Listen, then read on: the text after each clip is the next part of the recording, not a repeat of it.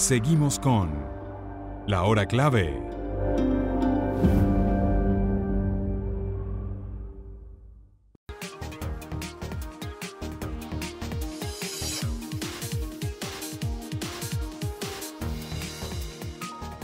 Regresamos con La Hora Clave. Recordamos que pueden hacer sus preguntas, también sus comentarios a la etiqueta numeral Hora Clave. Y le damos la bienvenida a nuestro invitado, al doctor Ramón Escobar León. Bueno, abogado, profesor universitario y además profesor también en letras, ¿no? Sí. Y bueno, escritor, con quien vamos a hablar sobre este tema tan importante. Bienvenido, Ramón. Bueno, hay un lenguaje que es, generalmente es un lenguaje que tiene que ver con el mundo político, que, como hemos escuchado decir recientemente, contamina absolutamente todo, porque es como disfrazar la realidad en función de determinados intereses. Y eso es una de las cuestiones que queremos nosotros analizar contigo en esta oportunidad. Se habla de neolengua, siempre se habla de una manera un poco despectiva, pero eso encierra toda un mecanismo, toda una técnica de manipulación que es la que queremos nosotros conversar hoy. Bueno, en primer lugar, muchas gracias a Maki y a Manuel Felipe por esta invitación y sobre todo por hablar de un tema para mí tan interesante como es la manipulación de la lengua, la manipulación del lenguaje. Como tú señalas en la entrevista, en la pregunta que formulas, se utiliza muchas veces, se vacía de contenido algunos términos y se le da una significación distinta a la que realmente el diccionario le asigna. Un ejemplo es la noción de pueblo. La noción de pueblo varía, el referente de la noción de pueblo varía, el significante varía también según los intereses políticos de la persona que utiliza, que se apoya en este concepto. Yo, antes de comenzar el programa, les mencioné un trabajo que yo considero canónico, recomiendo su lectura, de la profesora María Fernanda Madrid, de la Universidad Central de Venezuela, sobre la noción de pueblo en el lenguaje populista. Ella contrasta el uso de este término por parte de Rómulo Betancourt en su discurso político del año 45 al año 48 con el de Hugo Chávez del año 99 al 2001. Ese trabajo es muy interesante porque se llega a la misma conclusión. El uso del término pueblo, en definitiva, por ambos líderes políticos muy distintos, vistos desde este momento hacia atrás, desde el punto de vista ideológico. Y sin embargo el contenido era el mismo. Y esto es muy interesante. Es siempre dirigido a la masa de ciudadanos a quienes se les pretende obsequiar una dádiva. Ese es más o menos el denominador común en ambos discursos. Sí, pero la promesa, ¿no? La promesa de una dádiva, por eso es que el término está relacionado en este trabajo con el concepto de populismo, claro, que es la distribución de la riqueza sin contraprestación. Ahora, fíjate que generalmente los investigadores en esta temática siempre se refieren, por ejemplo, cuando hablan de neolengua y de manipulación, se refieren, por ejemplo, al periodo de la Segunda Guerra Mundial con el nacimiento del nazifascismo. Y tiene mucha razón, porque hubo una utilización propagandística de una terminología para ejecutar la dominación. En el caso de ETA, recientemente hemos visto cómo muchos articulistas y muchos analistas han sacado una serie de términos que la ETA utilizaba un poco para para contaminar la política. Por ejemplo, ellos le llamaban a las guaridas donde tenían a los secuestrados cárceles del pueblo, por ponerte un ejemplo. A los grupos terroristas se hacían llamar comandos. Entonces, pero la manipulación en realidad ha estado en todas las épocas y en todas las tendencias políticas. Sí, y al cobro de extorsiones, impuestos revolucionarios, igual que los movimientos guerrilleros de América Latina, que no reconocen que eso es una extorsión, sino el pago de un impuesto revolucionario. A propósito de ese tema tan bueno, yo recomiendo, está en el diario El País de Madrid, una entrevista de Alex Grigelmo, que es el redactor de la guía de estilo del diario El País, un gramático muy reconocido, lo acaban de hacer miembro de la Academia de la Lengua Colombiana, siendo español, y esto es muy interesante, donde se refiere precisamente al lenguaje, a la neolengua, o dicho en otros términos, a la manipulación del lenguaje para usos políticos, como es el caso del grupo ETA. Ahora, yo quería concluir que el mismo concepto puede ser utilizado por los seguidores de una misma ideología de dos maneras distintas. El mejor ejemplo es Chávez y Maduro. Y las sentencias del año 2003, creo que la sentencia número 24 del año 2003, cuando se definió la noción de pueblo, con la sentencia de la misma sala constitucional, pero en el gobierno de Maduro, la sentencia 378 del 31 de mayo del año pasado, cuando se definió la noción de pueblo a los fines de determinar si se tenía que someter la Asamblea Nacional Constituyente a la consulta o no del pueblo. Y esto es muy interesante. Estamos en el mismo esquema ideológico, pero la manipulación del término desde el punto de vista constitucional llega a unas conclusiones radicalmente opuestas. Para Hugo Chávez, su noción de pueblo, comenzando este periodo histórico, estos últimos 20 años, la primera etapa, coincide con la noción de pueblo, que ya dije, se refería a Rómulo Betancourt del 45 y el tradicional, que es el conjunto de ciudadanos que forman parte, que viven dentro de un territorio determinado, el concepto rusoniano, que se le añade el elemento populista a quien tú le diriges una promesa, una dádiva, sin contraprestación. Ese es el discurso de él. Esto después cambió.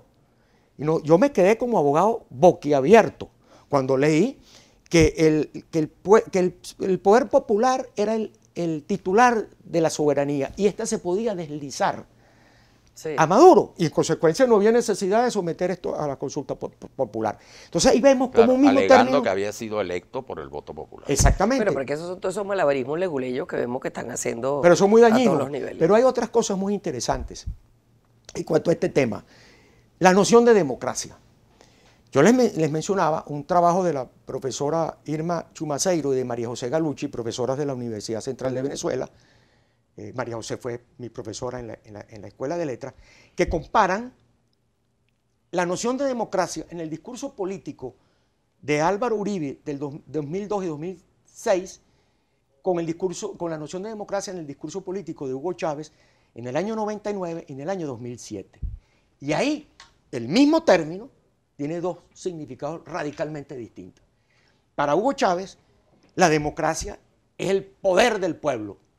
Por supuesto, ese poder del pueblo lo va a ejercer una élite, un grupo muy específico. En cambio, para Álvaro Uribe, la noción de democracia se refiere más bien al concepto de libertad ciudadana. La idea de libertad es la que se le pone mayor peso en este estudio que se ha hecho en el discurso político de Álvaro Uribe. Entonces nosotros vemos el mismo concepto con dos significados totalmente distintos. Y esto se debe a la manipulación del lenguaje con fines políticos, que por cierto, el tema de la neolengua que tú introduces al iniciar esta entrevista es que está relacionado básicamente con los regímenes totalitarios. Totalitario, por eso te dije que la gente refiere a Hitler, refiere a... Y se refiere además a partir de George Orwell, el famoso 1984. Exactamente. Se considera como la primera referencia de esto que se denomina la neolengua en el manejo político, ¿no? Y los países socialistas, comunistas de Asia se autocalifican de democracias populares. Imagínate. Entonces, esto es también que la verdad es relativa. Lo vemos, por ejemplo, ahorita cuando estamos viendo la discusión que hay en el seno de la oposición sobre si participamos o no en el acto electoral del 20 de mayo. Cada cual tiene su verdad y cada cual expresa su verdad con unas palabras. Es que eso es como el centro. Por eso que algunos dicen, bueno, el centro de la izquierda y la derecha depende de dónde esté el centro. Exactamente. O sea, hay gente que cree que algo es de izquierda y resulta que otros dicen, no, esa es mi derecha. Entonces, bueno, sí, ahí es donde viene toda una interpretación de lo Ahora, Ramón, lo interesante de destacar es que en los últimos años, después del proceso chavista, ¿no? Y ahora que devino, ¿no?, en el gobierno de Nicolás Maduro, este tema se ha acentuado en Venezuela. Es decir, hay una serie de términos, de palabras que se han popularizado que no pertenecían al lenguaje o que no pertenecen al lenguaje político convencional. Es decir, ha habido en esto una renovación que tiene que ver seguramente con la propia naturaleza del modelo político que se trata de aplicar, ¿no? Como el de patriota, pero una cosa, en esta entrevista que recomendé, Alex Girgelbo resalta mucho una frase de Andrés Bello: la gramática nos permite ver en el alma del que habla. Yo diría, en la ideología y en las intenciones del que habla. Y la manipulación del lenguaje es muy dañina para la población, porque no solamente la manipulación del lenguaje, sino el lenguaje mal expresado, violentando las reglas de la gramática. Yo oigo candidatos presidenciales, por ejemplo, que en la Escuela de Letras, ustedes recientemente entrevistaron aquí a Carlos Sandoval y él hacía referencia, usaba como ejemplo el caso de la Escuela de Letras, cuando se refería a lo poco que se estaba leyendo actualmente en Venezuela. Si alguien dice a la final para referirse al término de conclusión, que debe decirse al final, bueno, está expulsado. Eso no se puede decir en español. Y sin embargo, dirigentes políticos que quieren ser presidente de la República utilizan el español así. Y a mí me llama la atención, porque si uno va a Colombia... la palabra aperturar, por ejemplo. Por ejemplo, aperturar. No existe. El superintendente de bancos, ahorita, hay un artículo en Pro Da Vinci de Víctor Salmerón que le pone un SIC, cuando él dice que se pueden aperturar cuentas en la casa de bolsas que abrieron recientemente. Entonces yo digo, los funcionarios públicos tienen que tener mucho cuidado con las palabras que utiliza.